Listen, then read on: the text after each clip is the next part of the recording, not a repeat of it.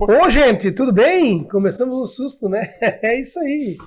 Programa bom é quando começa no susto. Não deu nem 3, é 1, 2, 3, já foi, já acabou e mais um programa Dialogar para Avançar no ar comigo, com Edson Pinheiro e com o nosso convidado Rafael Silveira. Hoje o papo tá maravilhoso, viu? Aliás, todas as quartas-feiras nós estamos recebendo convidados que estão dando verdadeiras aulas aqui nesta bancada, não é mesmo? E a matéria de hoje é uma matéria que casa com o conhecimento de todos os brasileiros, porque vai ser falado de um tema que faz com que a gente acabe adquirindo produto da conversa que nós vamos ter aqui. É isso aí. Hoje o nosso bate-papo é com o Rafael Silveira, ele que é formado em Geografia e é doutor em Geopolítica. É isso mesmo, Rafael? Em Geografia também. Geopolítica é minha área de estudos. Então vamos lá, já que ele falou. Conte-me tudo, não me esconda nada, Rafael. Nascido em Joinville, estudou em Joinville, o que tu faz? Conte para nós aí a história. Eu sou joinvilense, né? Nasci aqui, morei uns 70% da vida aqui, né? Já morei em outras cidades, fui, voltei. Então a maior parte da vida eu passei aqui. Como já falaste, né? Eu sou formado em Geografia, sou graduado em Geografia, também em Administração de Empresas. Geografia aqui na nossa na Univille. E a administração lá na UFSC. Depois eu fiz mestrado em Relações Internacionais em Portugal e doutorado em Geografia também na Universidade Federal de Santa Catarina, né? E atualmente eu sou professor e pesquisador do Instituto Federal Catarinense no campus de Camboriú. Tá? E a minha área de pesquisa, né, como estávamos conversando aqui nos bastidores, né, é Geopolítica e Geoeconomia, focado principalmente nas relações da China com o Mercosul e com o Brasil. E é esse o tema que nós vamos explorar, até porque nós estamos passando por uma hecatombe comercial, né? Eu já quero entrar direto e reto nesse assunto. Dias atrás, a gente viu o presidente norte-americano... Loirão. Loirão.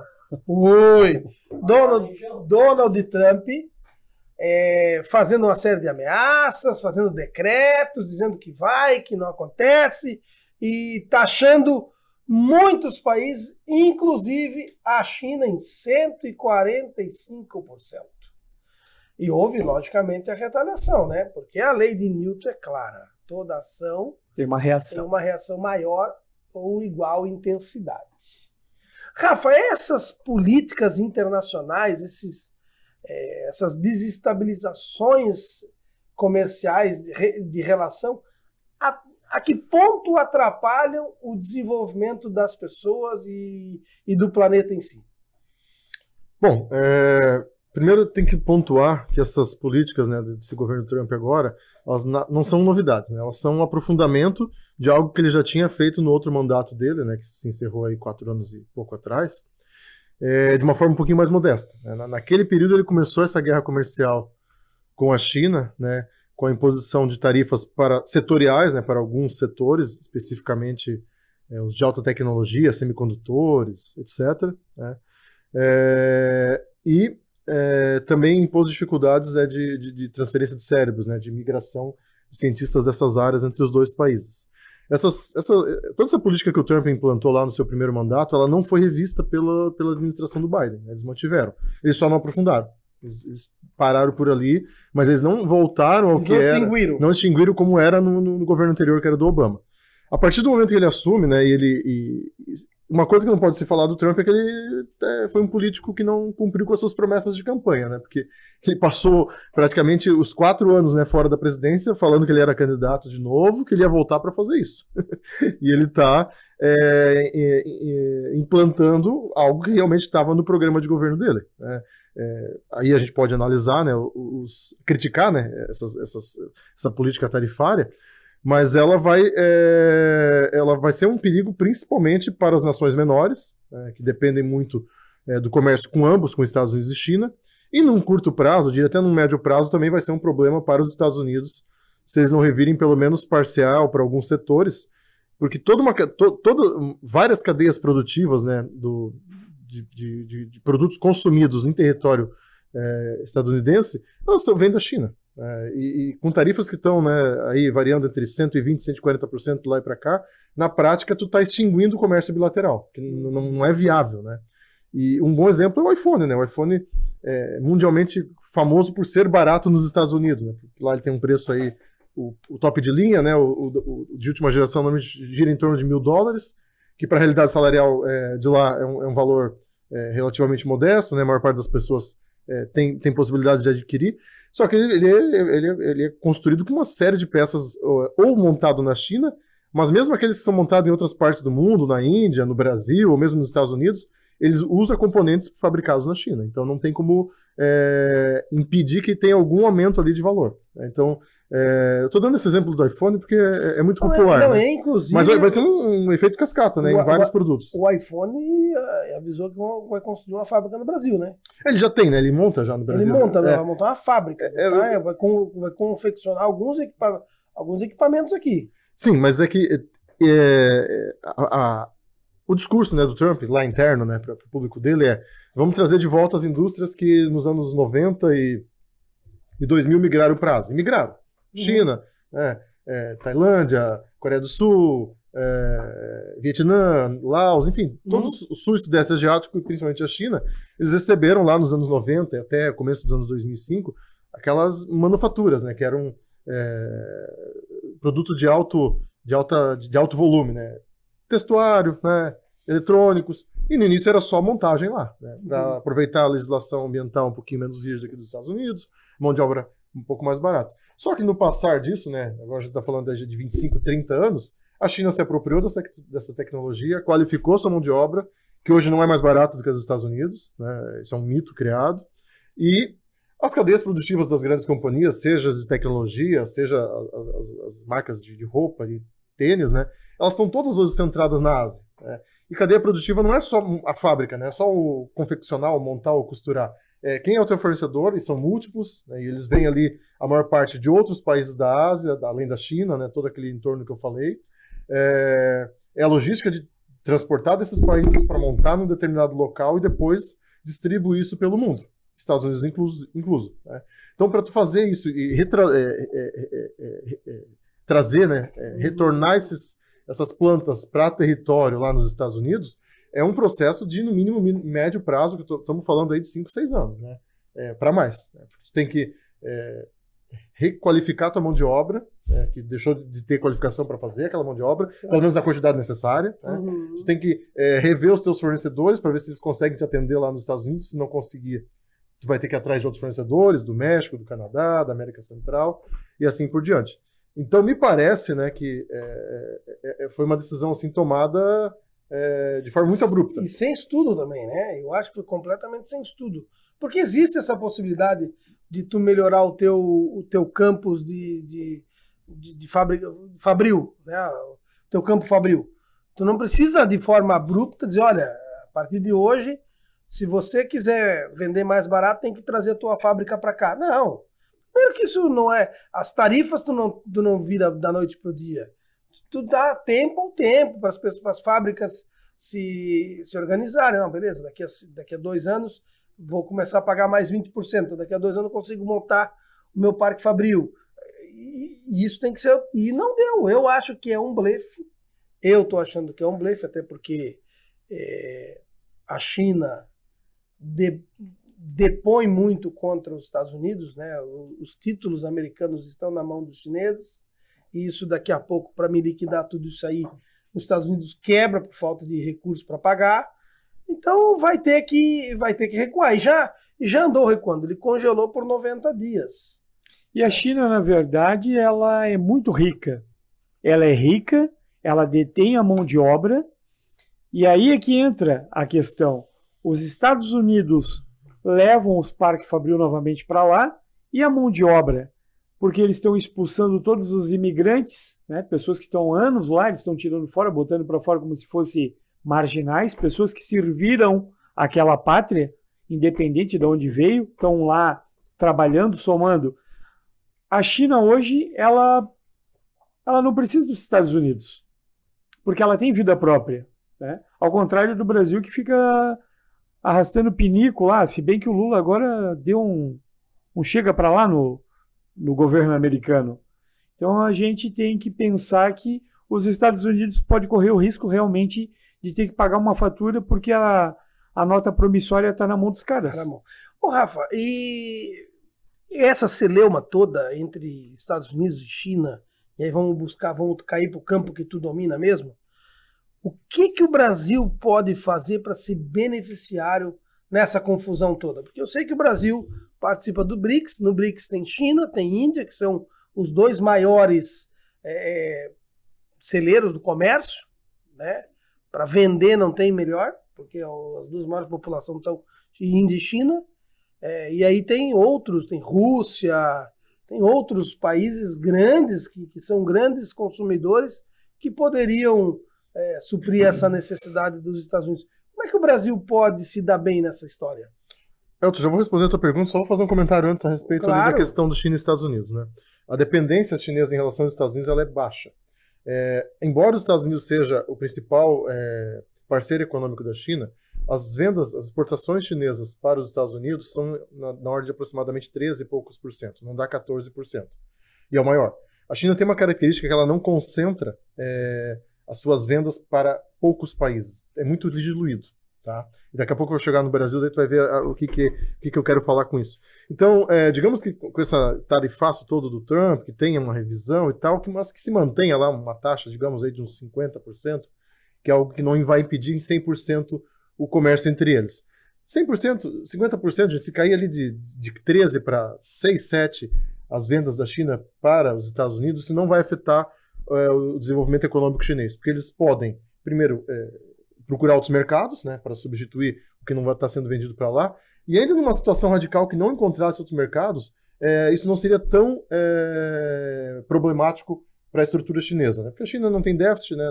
Eles não se preocupam com déficit, né? Eles podem gerar déficit à vontade, então o Estado não fica com aquela falsa dicotomia de tratar o orçamento público como se fosse orçamento doméstico, né? Que tem que gastar menos que arrecada. Então a China consegue controlar isso muito tranquilamente. E a China pensa 50, 100, 200 anos, né? Eles sabem que o governo Trump vai acabar daqui a 3 anos e meio. Sabe? Eles têm essa paciência. Pode ser que acabe antes, né? Talvez no máximo em 3 anos e meio, tá? Voltando aqui para o Brasil ele tem que melhorar, não quantitativamente, mas qualitativamente a sua balança comercial com a China. Hoje, em números, vou arredondar, tá? A China é o principal comprador de produtos brasileiros, com cerca de 30% de tudo que é exportado do Brasil. E o Brasil, ele é apenas o 17º comprador da China, tá? Com cerca de 6, 7% do mercado chinês. Então aí já tem uma simetria, né? Tanto em posição como em percentual. Mas isso não seria tão problemático, e é natural que o Brasil a economia brasileira é menor, a população brasileira é menor, né? Então não se esperava algo muito próximo. Mas o problema é o que está sendo importado e exportado, né? O Brasil basicamente exporta commodities, né? E alguma coisa de agroindústria, né? E recursos minerais, né? E, por outro lado, só importa produtos com muito valor agregado, né? Eletrônicos, veículos, usinas, equipamento para usina solar, usina hidrelétrica, enfim. Produtos com valor agregado. Então, tem uma simetria qualitativa que é muito pior do que aquela assimetria quantitativa, que é o que o Brasil exporta e o que o Brasil importa, né? Nós tínhamos o quê? Que melhorar a nossa pauta exportadora. Significa deixar de exportar soja? Não, porque a gente tem toda uma cadeia produtiva para exportar soja para o mundo inteiro e ela é muito importante para a economia nacional. Só que a gente tem que exportar, além de soja, outras coisas também. Sabe? E o que poderia? Porque nós estamos falando da China, né, cara? A China tem tudo, eles produzem tudo. O que nós poderíamos exportar para a China de valor agregado que nós temos aqui que a China poderia comprar nosso? Tem algum exemplo? Um exemplo muito bom, avião. A Embraer é uma empresa com tecnologia, né, de ponta em nível mundial, e a Comac, lá, que é a produtora de aviões chinesa, ela está atrás da Embraer, tá? Em termos de desenvolvimento tecnológico, em termos de mercado, até porque ela não tem certificação da União Europeia e dos Estados Unidos para voar. Então hoje os aviões produzidos na China, basicamente eles operam no continente asiático, né, em países que têm relações mais próximas com a China e que operaram. Agora, se a China faz uma parceria, uma joint venture com a Embraer para produzir lá, né, mas com tecnologia brasileira, já pode usar a própria certificação da Embraer para vender no mundo inteiro. Tá? Então, estou dando só um exemplo, mas há outros exemplos, né? Mas basicamente é fazer o que a China fez com os Estados Unidos nos anos 80, 90 e 2000, sabe? Agora está vindo a fábrica da BYD, né, de carros elétricos lá para Bahia, né? Tem que exigir transferência tecnológica daquilo, tá? Para que daqui a pouco um pool de empresários nacionais no Brasil monte uma empresa, uma montadora de veículos elétricos aqui com tecnologia nacional, sabe? É muito complexo, né? Tem que botar universidades, institutos de pesquisa, as entidades empresariais do país para trabalhar para isso, né? E, evidentemente, aí os ministérios envolvidos. Mas isso faz parte do crescimento tecnológico do país, né? Sim. Tem que trabalhar nisso. Eu queria que tu falasse um pouco para mim que existe uma disputa ali, Estados Unidos, China e Taiwan. Tu acompanha com certeza de perto isso. Sim. Bom, gente, primeiro assim, né? Taiwan, né, ela é um território chinês, ponto. Tá? Perante a ONU, nem os Estados Unidos reconhecem Taiwan como um país independente. No continente americano todo, é só o Paraguai que tem relações diplomáticas com Taiwan, como se Taiwan fosse um país. Tá? Todo o restante do continente americano, inclusive Estados Unidos e Canadá, friso e repito aqui, reconhecem uma única China, que é a República Popular da China, capital em Pequim, presidida lá atualmente pelo Xi Jinping. Né?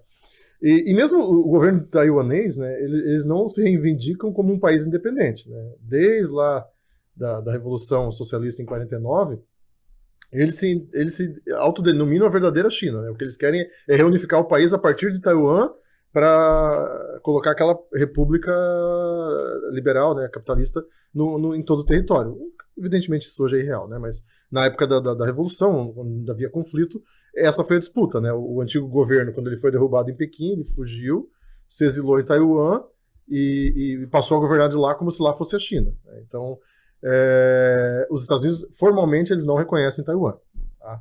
O que eles usam é da política, né? Da geopolítica, de manter relações econômicas muito próximas com Taiwan, né? Eventualmente fazem ameaças, né, de que vão estabelecer uma aliança militar, mas não o fazem, porque sabem que há uma linha vermelha ali que eles não podem cruzar nesse assunto em relação à China, porque daí realmente pode desandar para um conflito. Né? A China continental, né, a República Popular da China, pode decidir retomar Taiwan na força. Né? Não foi essa a política. Né? Desde 49, ficaram vários territórios que eram pendências históricas ali da reunificação chinesa. Taiwan é a que permanece. Né? Hong Kong voltou lá em 99, num acordo com o Reino Unido. Macau, obrigado. Macau também já retornou ali entre os anos 80 e 90. Sabe? Então, o que havia, né, de pendência histórica de reunificação da China, o governo chinês foi retomando sem usar do recurso da guerra, né, das Forças Armadas. Foi na diplomacia. Foi na diplomacia, e Taiwan é que restou. Né? E tá na agenda deles. Mas existe uma relação amistosa, né, com Taiwan e China, né? Claro, não tanto quanto os chineses gostariam, né? Mas se convive, digamos assim. Ela não é das piores, não é das piores, né? Já foi pior, né? É que também há governos, né, que Taiwan faz eleições regularmente. Tem um grupo lá que é mais pró-independência e o outro que é o antigo Kuomintang, né, que era o partido republicano chinês, né, que derrubou lá o Império Chinês na década de 10, né, em 1910, e daí governou a China de 1910 até 49.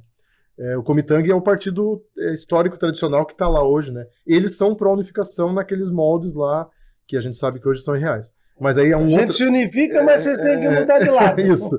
E os outros partidos, principalmente aqueles mais liberais, mais ligados ali ao establishment político europeu e dos Estados Unidos, esses são mais na linha de tentar declarar uma independência. De rompimento mesmo. Boa. O Brasil, muita coisa que a gente encontra hoje no Brasil é importado da China. Uhum. Eu estou usando uma caneta aqui, que de repente... Muito provavelmente pode ser chinesa. Chinesa, né? Muita coisa vem da China. O Brasil, e nesse governo, principalmente, né, no governo do Lula, tem uma certa liga com o povo chinês. Ao contrário do ex-presidente, que tinha uma certa restrição em alguns momentos ali. Mas comercialmente isso é uma falácia, isso é um mito, né? Porque no Brasil nunca deixou de fazer comércio com a China. O que tinha eram os abobados dos filhos dele e dele mesmo, falando besteira, né? Só falando asneira. Mas, economicamente falando, em nada se difere do governo Lula. O que se difere é a política. Com o Bolsonaro, o Brasil era um pária mundial. Não conversava com ninguém. Conversava só com ditadores da dita direita. Mas o Lula não. O Lula tem conversado com todo mundo. E é isso que faz a diferença. A diplomacia abre muitas portas. Talvez as portas que se abriram no Bolsonaro foi para ele vender a refinaria e buscar joia para ele. As joias para Michele, as joias para ele. Bonita joia, bonita. Bonitas, né? Bonitas. Mas esse é um problema da gente ser pária mundial. A gente não consegue discutir política internacional, nós não conseguimos discutir transações monetárias. Olha o que o Brasil está fazendo através dos BRICS. Tentando criar uma moeda única para facilitar o comércio internacional entre os parceiros ligados ao BRICS. Para fugir o dinheiro tem que ir lá nos Estados Unidos, ser compensado para depois ir para o país de destino. E com essa moeda vai facilitar, vai ser em questão de segundos, sem passar por um intermediário, vai estar na conta do país. Sai de origem e vai para o país final. Tocou num ponto que é interessante, né? Que tem uma contradição e até uma certa dose de ironia, né? Logo que o governo Bolsonaro assume, ele vem com aqueles discursos anticomunista, anti-chinês, até xenofóbico, né? Deixando a política de lado de preconceito, né? De xenofobia mesmo com a sociedade chinesa ou com as sociedades asiáticas num todo. Como tu mencionou, em termos de comércio bilateral, Brasil e China, nos 4 anos daquele governo, não mudou. Até cresceu proporcional ao que tinha crescido antes, claro. Nem mais nem menos. Manteve a tendência de crescimento que já era anterior, sabe? Mas o ponto que eu falei que é contraditório e irônico é que dos setores, né, que apoiavam aquele governo, o mais reacionário deles era o setor do agronegócio. Foi justamente esse setor do agronegócio, que era todo aquele amplo leque político que dava suporte ao governo Bolsonaro. O mais reacionário, né, o mais extremado, foi o que evitou ele de romper laços com a China. Porque daí o dinheiro falou mais alto. Claro. E cresceu, né? E cresceu, sabe? Então, por isso que eu falo, isso é uma misto de contradição e até uma fina ironia, né? Do setor mais reacionário, mais atrasado ali. O que sustentou o governo Bolsonaro de pé, que foi o agronegócio, inclusive financiando os atos de tentativa de golpe. E aí, ao mesmo tempo, não, segura aí, porque senão nós vamos perder a galinha dos ovos de ouro, né? Mas assim, embora no comércio bilateral não tenha sido problemático, foi problemático na questão dos investimentos estrangeiros diretos da China no Brasil. Isso já até antecede o Bolsonaro, tá? A partir de 2016, né, com aquele golpe parlamentar, o Brasil se afasta da China, né, se afasta do sul global como um todo e volta a estabelecer laços prioritários com a Europa e Estados Unidos. Né? Isso depois é aprofundado no governo Bolsonaro. E justamente nesse período, a China lançou, né, a sua iniciativa chamada Iniciativa Cinturão e Rota, que também é chamada de Novas Rotas da Seda. Tá? Rota da Seda, né, para os mais jovens que estão assistindo, né, vocês devem estudar essa história ainda, né? Rota da Seda era um caminho que ligava as Índias, né, o Oriente, né, China, Índia, a Europa, né, ou melhor, a Veneza, né, o norte da Itália, ali onde tinha o nascedouro capitalista lá nos anos século XII, século XIII. Né? E era um caminho terrestre, chamado de Rota da Seda, né, porque eles iam para o Oriente buscar seda, especiarias e levavam outros produtos da Europa para lá. Né? E o nome Nova Rotas da Seda, ou Cinturão e Rota, ele não é por acaso, porque é uma iniciativa de construção de estruturas de logística. Portos, aeroportos, ferrovias, construção também dos próprios navios, sabe? Trens, metrô, que é o quê? É para ligar a Ásia, né, o sul da Ásia, com a Europa toda, com o continente africano, e aqui ligações interregionais no continente, na América Latina. Os Estados Unidos e Canadá estão fora. Inclusive com uma via de trem, né, interoceânica, né, que sairia mais ou menos ali de Espírito Santo até o Peru. Né? E um novo canal lá na Nicarágua, né, para ser ali uma espécie de espelho do Canal do Panamá. Até porque os Estados Unidos, o Trump quer pegar o do Panamá. Exatamente. Né? E o que aconteceu, né? O Brasil não entrou na iniciativa Novas Rotas da Seda, né? Por opção política dos dois governos, do governo Temer e do governo Bolsonaro. E a gente ficou para trás por conta disso, né? E mesmo governos aqui que eram de perfil mais de direita, né, mais conservadores, como o do Peru e na época anterior da Colômbia, eles entraram, né, nessa iniciativa e estão sendo já beneficiados, né? Principalmente com questão relacionada a ferrovias, portos e internamente estruturas de metrô. Tá? Agora, né, em novembro do ano passado, o presidente Lula foi lá numa visita de Estado para a China, ele assinou 30 e poucos, quase 40 acordos de cooperação com a China. Não entrou na Rota da Seda, mas basicamente na prática entrou, porque os acordos assinados eles prevêem uma série de investimentos aqui. Tá? Alguns deles, como eu mencionei antes ali, prevendo também transferência de tecnologia. Tá? Porque pega lá nos anos 2000, quando a China entra na OMC, na Organização Mundial do Comércio, começa a ter laços mais fortes aqui com a América do Sul, os investimentos chineses no Brasil basicamente eram no setor agropecuário e alguma coisinha de mineração. Né? Hoje o grosso está centrado em geração de energia elétrica. A maior parte das geradoras de energia elétrica que tem pelo país aí, que são privatizadas, que não são públicas, são de grupos chineses. Tá? Produção de eletrônicos de uso pessoal, né? Computador, celular, que a China também produz aqui, né? Ela não vem tudo de lá. Né? E agora, nos últimos 5 anos, também de veículos. Tá? Então há uma diferença do que a China investia no território brasileiro 20 anos atrás, 25 anos atrás, e o que está investindo agora. Tá? E é uma mudança qualitativa, né? Porque passou a investir em setores mais ligados à indústria, né? Ou algum tipo de transformação, que por consequência empregam mais, né, numericamente falando, e também pagam salários mais altos. Né? Daí a gente tem que lembrar isso, né? Que o setor industrial é o que, comparado com os serviços e de comércio, a massa trabalhadora tende a ter uma remuneração melhor, né, do que nos demais. Né? Isso é desenvolvimento social também. Né? Ô, Rafa, essa aproximação cada vez maior em investimentos chineses aqui no país, na nossa região, aqui também tem muito investimento chinês. É forte.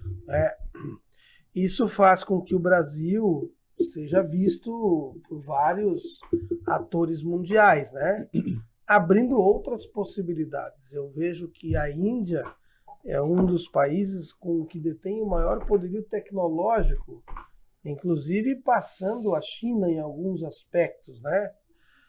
E a gente já vê alguns acordos de cooperação internacional, Brasil e Índia, no setor de tecnologia. O que mais a gente pode esperar da China para os próximos anos? Se fala muito numa ferrovia ligando um oceano ao outro. Comentando, parece saindo ali Espírito Santo, Rio de Janeiro, aquela região ali, cruzando todo o Brasil, saindo lá do outro lado. Isso tem perspectiva? Está em andamento? Como é que está essa situação? Esse projeto está pronto, né? Ele é de 2015 ou 2016, né? Ele só não foi executado, basicamente, por questões políticas internas. Né? Tá nesse rol de documentos assinado pelo presidente Lula lá em novembro. Tá? Então, agora depende se isso vai ser implantado ou não. Isso é política, né? O dinheiro não é problema, né? Porque vai ser com financiamento chinês, então dinheiro não vai faltar para a obra. Aprovar se ainda falta, talvez ainda faltem questões ambientais ou de desapropriação dentro do Brasil, né? Para iniciar a obra. Mas o entrave que eu vejo para isso acontecer hoje é meramente político e não técnico-econômico, vamos chamar assim. A gente vê muita aberração. As pessoas falando comunismo, China e coisa, que o Brasil está sendo vendido para o chinês. Me dá até um tico e teco que fica se batendo no outro, né? Me diz aqui, francamente, a China é um país comunista? Como é que funciona a China? Claro, a gente tem essa questão do Partido Único e tal. Como é que funciona a China? Bom, vamos lá. Primeiro, né, comunista não é e nenhum país nunca foi, né? Porque comunismo é aquele estágio que seria depois do socialismo, onde o próprio Estado deixaria de existir, né? Então, a China tem um Estado socialista, que se autodenomina, né? A China é uma república socialista. É o que está na Constituição chinesa, né? Ela é governada pelo Partido Comunista da China. Não é partido único, tá? Tem outros partidos menores, inclusive com representação parlamentar, né? Mas é evidente que quem exerce o poder é o Partido Comunista Chinês, tá? O sistema eleitoral, já respondo lá sobre a questão econômica, né? Mas o sistema eleitoral chinês, ele não é muito diferente de muitos países da Europa, né? Porque tu tem uma eleição indireta para presidente, né? Tu elege localmente teus representantes, né? Vamos chamar de deputados, né? Que são os representantes lá para o Congresso do povo chinês, tá? E esses representantes depois elegem o Politburo, né? Que é o comitê mais restrito lá de 7 membros, tá? E dali desses 7 eles elegem o presidente da República, tá? Que hoje é o Xi Jinping. Então há um processo eleitoral. Inclusive tem um ponto que eu gosto de destacar, né, na eleição dos deputados chineses, que é algo que eu não lembro que existe em outro país do mundo, que é a possibilidade da população deseleger o seu representante, tá? Tu pode ir lá localmente, o representante lá da área norte de Joinville, né? Tem uma espécie de distrito, né, lá para eleger. A população não está respondendo lá aos anseios da população. Eles fazem uma solicitação lá, há uma votação para destituir ele do cargo. E daí você elege de novo. Que coisa boa. Essa moda pegasse aqui em Joinville. Eu não sei se esses 19 vereadores... Se essa moda pega aqui... meu amigo, ia ter muito vereador pedindo pelo amor de Deus. Aqueles que votaram lá naquele lance da taxa de limpeza e coleta de lixo, sim. estariam todos fora da Câmara. Mas vamos voltar aqui, porque o assunto aqui é sério. Mas eu não quero me alongar aqui na questão do processo eleitoral, porque dá pra ficar falando o programa inteiro só disso. Eu vou voltar para responder a tua pergunta, né? A China, desde 49, né, quando o Partido Comunista assumiu o poder por meio da Revolução, eles implantaram um sistema socialista, né? Onde o partido exerce o poder e o partido aquela amálgama com o Estado, né? O socialismo chinês, nos primeiros 30 anos, né, de 49... 20 anos, até 78, 79, ele era aquele socialismo do século XX, padrão União Soviética, que foi a primeira experiência em nível de país que teve, né? Antes mesmo da queda da União Soviética, em 78, a China passa a promover alterações no seu sistema socioeconômico, no seu sistema econômico, que eles chamaram de abertura. O que foi essa abertura, gente? Daí é possível voltar um pouquinho em história, né? Enquanto existia a União Soviética, o bloco do leste europeu, ali, os países do leste europeu que não eram da União Soviética, alguns países da África, a China e Cuba, cerca de 30%, 35% do mundo era governado dos países do mundo, da população do mundo, estavam com governos socialistas. Então era possível, naquele momento, tu ter um socialismo mais próximo ali daquele que Marx e Lenin tinham escrito, né? Porque era um mundo ainda em disputa, né? A partir da queda da União Soviética, a gente tem um metamodo de produção da Terra. O metamodo qual é? É o modo capitalista. É o sistema capitalista. Ele é o metamodo. O socialismo deixou de existir? Não. Ele permaneceu lá na China, Laos, Vietnã, Coreia Popular, Cuba, Belarus, mais ou menos, e por algum tempo ainda em Moçambique e Angola, né, nos anos 90, nos anos 2000. Mas ele deixou de ser um modo global. E a China teve que se adaptar a essa realidade, né? Ela teve que se adaptar, não só a China, os demais também, né? Em ter o seu sistema socialista interno num mundo capitalista, tá? E ela teve a perspicácia de fazer isso antes da queda da União Soviética, né? A partir de 78, ela começa a se abrir para os negócios com os demais países capitalistas, sem tentar exportar sua revolução, que era uma prática comum da União Soviética, né? A União Soviética ela teve ali um socialismo de exportação, né? Que era a tentativa de globalizar, né? De gerar de revolução interminável, né? E a China, ela deu um passo atrás para isso e disse, não, nós vamos resolver primeiro o nosso problema. Mas tem empresa privada na China? Tem. Tem bilionário na China? Tem. Tem empresa americana lá na China? Tem. E é socialismo? Porque o Estado controla os meios de produção. E voltamos lá em Marx não falou que o Estado tinha que ser o proprietário de todos os meios de produção, e sim controlar. E a China tem um absoluto controle de qualquer coisa que acontece no seu território, sabe? Se eles tiverem que mandar a Apple embora da China semana que vem, por algum motivo eles vão mandar, né? E mesmo os empresários chineses, né, os bilionários chineses, né, eles formam uma casta econômica, mas eles não detêm o poder político. O poder político continua na mão na do mão Estado. do Estado, né, por meio do Partido Comunista Chinês. Tá? E por isso que é importante sempre frisar isso. Né? O sistema é socialista, não é capitalista. Quem fala que a China é capitalista, com todo respeito, ou tem que estudar melhor o que é capitalismo, ou tem que estudar melhor a China, ou tem que estudar melhor o que é socialismo, porque tem um problema de conceito com um dos três. Eu digo que China é o país socialista mais capitalista que eu conheço. Isso. Não é? E quando vem. Daí quando eu falo isso, tem gente que fala, mas o socialismo da China eu quero pro Brasil. Eu sempre falo, então tá bom. Joia. Vamos começar pelo seguinte: entrega toda a estrutura do Estado, do poder do Estado, na mão do Partido Comunista do Brasil. Começa por aí. Começa por aí. Daí depois a gente discute. É fácil falar que o país é capitalista quando quem controla o país é o Partido Comunista. Nós estamos no estado de Santa Catarina, que é um estado conservador, que tem uma proximidade muito forte com a China. Não sei se tu conhece a professora a jornalista Isabel dos Santos. Conheço. Ela faz um trabalho maravilhoso, sim, né? Sim. Converso com ela frequentemente. Então faz essa aproximação. Ei, um beijo para você, minha amiga Isabel. Esse recorte manda para ti. E a Isabel, ela é uma apaixonada por esse tema e faz um trabalho assim fantástico. Não, ela foi por muitos anos, eu acho que ainda é. Ela é a representante da comunicação, da estatal chinesa de comunicação aqui, sabe? Pô, bacana. E agora ela está desenvolvendo um projeto chamado Conexão C.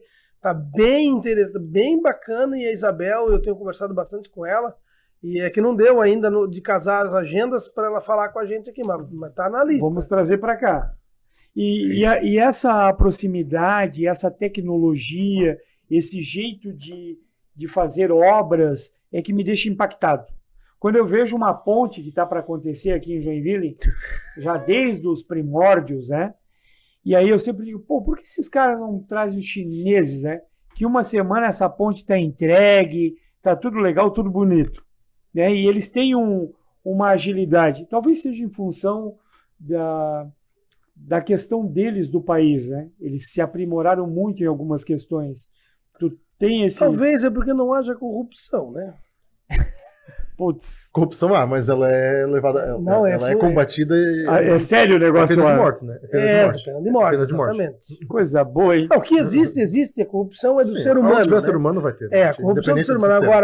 Agora, claro, para existir a corrupção, existe o corruptor e o corruptado, né? Então tem que ter os agentes fazendo essa sacanagem para tirar dinheiro público. E aí, assim, vamos atrasar a obra, vamos pedir um aditivo, vamos não sei o quê, sabe?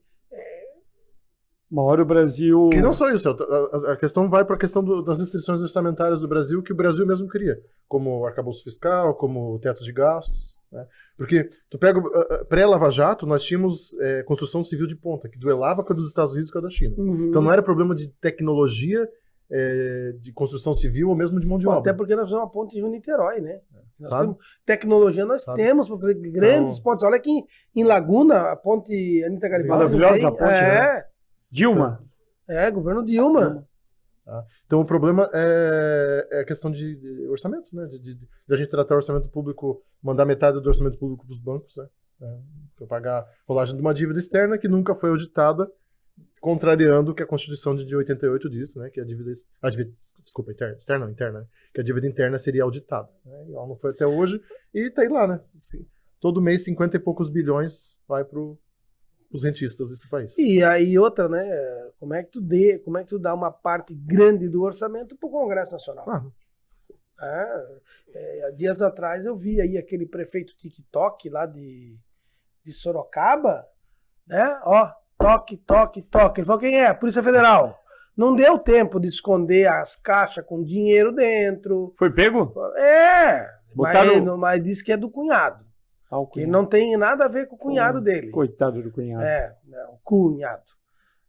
Cara, mas é assim, se nós tivéssemos uma lei severa de corrupção, talvez iria dar uma freada em boa parte da corrupção, né? Talvez seria isso. Modelo chinês. Não só o chinês, né? Pena de morte. O japonês também é assim, né, cara? O japonês, quantas e quantas histórias que a gente já escutou das montadoras chinesas, que o cara foi pego em flagrante fazendo conchavo, e não era nem corrupção, era um acerto aqui, pequenininho, coisa pouca. Pois o cara renunciava à presidência e se matava. Porque é da cultura oriental isso, né? E talvez falte para nós um pouquinho mais esse tipo de cultura. Agora, no Brasil, eu nunca vi o cara que ganha R$ 2.500, R$ 2.800, R$ 2.800 ele ganha e paga imposto de renda. Aí o governo diz, ó, a partir do ano que vem, 5 mil não vão pagar mais imposto de renda, e quem é de 5 a 7 vai reduzir também a pagar menos. Bom, mas para isso, uma parcela mais avantajada da sociedade vai ter que pagar 10%.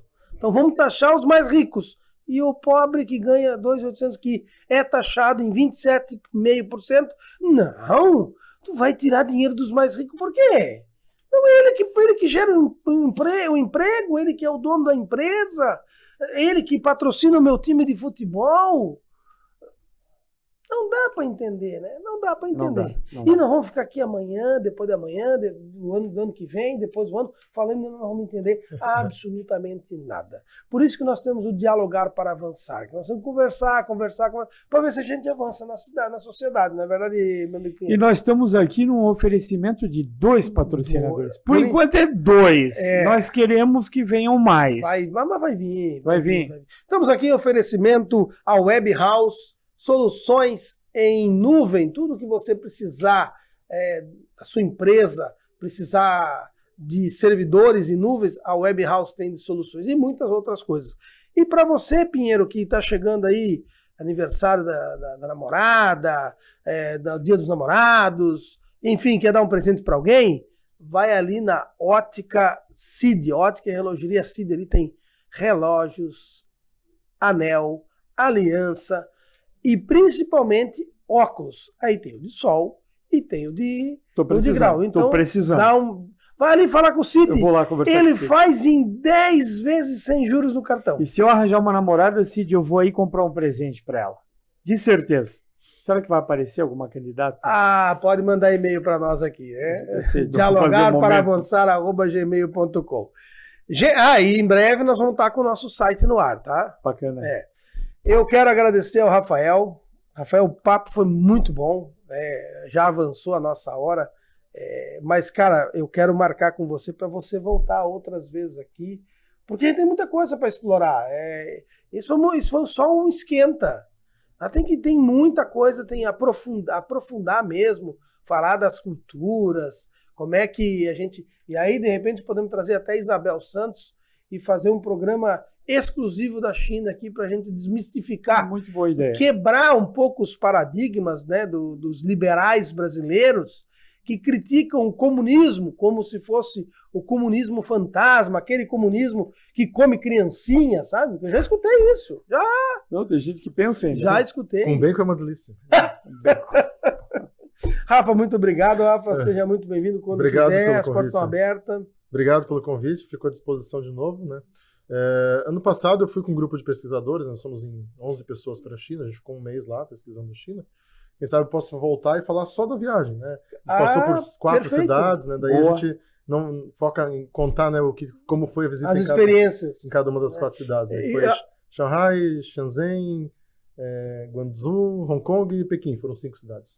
Pô, e aí é legal também que a gente acabou de falar, que eu queria saber da tua né, o porquê que o Brasil teve 700 mil mortes por dia do vírus chinês. Isso é uma outra história, né?